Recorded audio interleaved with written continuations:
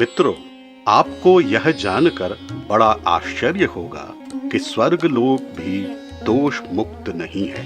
फिर कौन सा लोक है जो निर्दोष है? आइए इस रहस्य को जानते हैं महाभारत की इस अद्भुत कथा से। यदि अभी तक आपने इस चैनल को सब्सक्राइब नहीं किया है तो अभी करें और बेल आइकन दबाएं। महाभारत की अद्भुत कथाएं धारावाहिक 5 कथा 13 क्या स्वर्गलोक दोष युक्त है? प्राचीन काल में कुरुक्षेत्र में मुदगल नामक एक ऋषि हुआ करते थे। उन्होंने अतिथि सेवा का व्रत ले रखा था। वे बड़े कर्मनिष्ठ एवं तपस्वी थे। भिक्षा मांग कर अन्न इकट्ठा करते थे तथा उससे इष्टिकृत नामक यज्ञ करते थे। प्रत्येक अमावस्या एवं पूर्णिमा को दर्श पौर्णमास का यज्ञ करते तथा अतिथियों को खिलाने के बाद जो बचता था उससे ही अपना एवं अपने परिवार का निर्वाह करते थे। वे सभी एक पक्ष में एक ही दिन भोजन करते थे। उनके मन में कभी द्वेष नहीं आता था। इस कारण मुनि की ख्याति दूर दूर तक फैल गई थी। इस प्रसिद्धि के बारे में जब दुर्वासा ऋषि को पता चला तो वे परीक्षा लेने चले गए और मुदगल ऋषि से भोजन मांगा। मुदगल मुनि ने प्रणाम कर दुर्वासा को भोजन परोस दिया। भोजन बड़ा स्वादिष्ट था और दुर्वासा खाते गए जब तक कि घर का सारा अन्न समाप्त न हो गया। मुदगल मुनि को परिवार सहित भूखा रहना पड़ा। दुर्वासा इसी प्रकार प्रत्येक यज्ञ वाले दिन आने लगे और सब कुछ खाकर जाने लगे। ऐसा उन्होंने 6 बार किया, किंतु कभी उन्होंने मुदगल ऋषि के मन में कोई विकार न देखा। इससे प्रसन्न होकर दुर्वासा ऋषि बोले, मुने, आपके समान इस संसार में कोई दाता नहीं है। आपने भूख पर विजय प्राप्त कर ली है। आपका दान विश्व विख्यात हो गया है।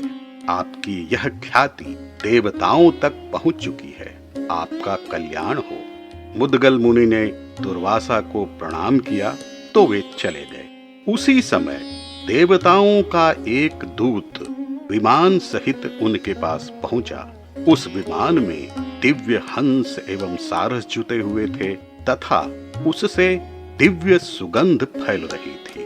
देवदूत ने मुदगल मुनि से कहा, मुनिवर, आप सिद्ध हो चुके हैं। आपके शुभ कर्मों एवं दान के कारण आपको स्वर्गलोक प्राप्त हुआ है। चलिए। मुदगल मुनि ने कहा, देवदूत, इस निमंत्रण हेतु आपका आभार, किंतु मुझे यह बताइए कि स्वर्ग में क्या सुख है एवं क्या दोष है?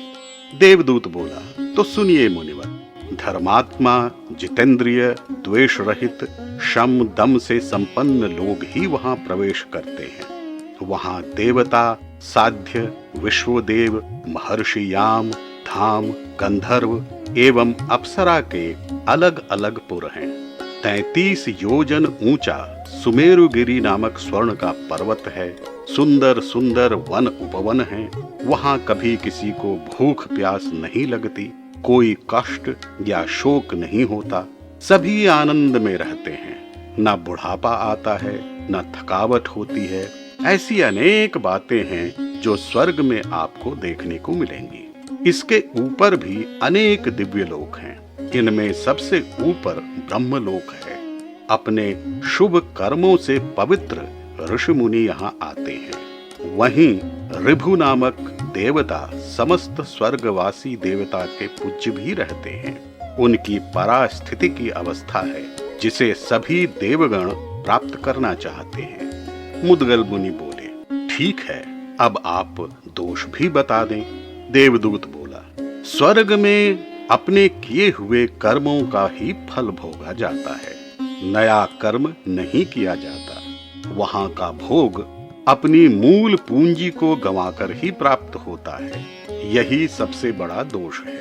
एक बार कर्म समाप्त हो जाए तो फिर गिरना ही पड़ता है। ब्रह्मलोक तक जितने भी लोक हैं उन सभी में यह भय बना रहता है। मुदगल बोले, यह तो बड़ा दोष है। इसके अतिरिक्त जो निर्दोष लोक है उसका वर्णन कीजिए। तब देवदूत ने कहा, ब्रह्मलोक से ऊपर विष्णु का परम धाम है, वह शुद्ध सनातन लोक है, उसे परब्रह्म पद भी कहते हैं। विषयी पुरुष तो वहां जा ही नहीं सकते।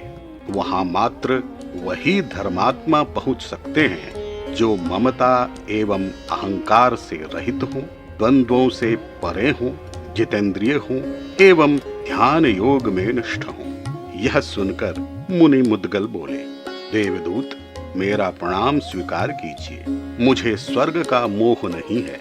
पतन के बाद स्वर्गवासियों के दुख को समझ सकता हूँ। मैं अब मात्र उस स्थान का अनुसंधान करूंगा जहां जाकर व्यथा एवं शोक से मुक्ति मिल जाए। देवदूत को विदा करने के बाद मुनि पुनः भिक्षावृत्ति से रहने लगे। उसके पश्चात उन्होंने ज्ञान योग का आश्रय लिया। ध्यान योग से वैराग्य तक निष्ठा से धर्म का पालन किया। फिर ध्यान से वैराग्य का बल पाकर बोध को प्राप्त किया, जिसके द्वारा उन्होंने मोक्ष रूपा परम सिद्धि प्राप्त कर ली। वे पर ब्रह्म पद अर्थात सनातन लोक के अधिकारी बने और जीवन मरण के दुखों से मुक्त हो।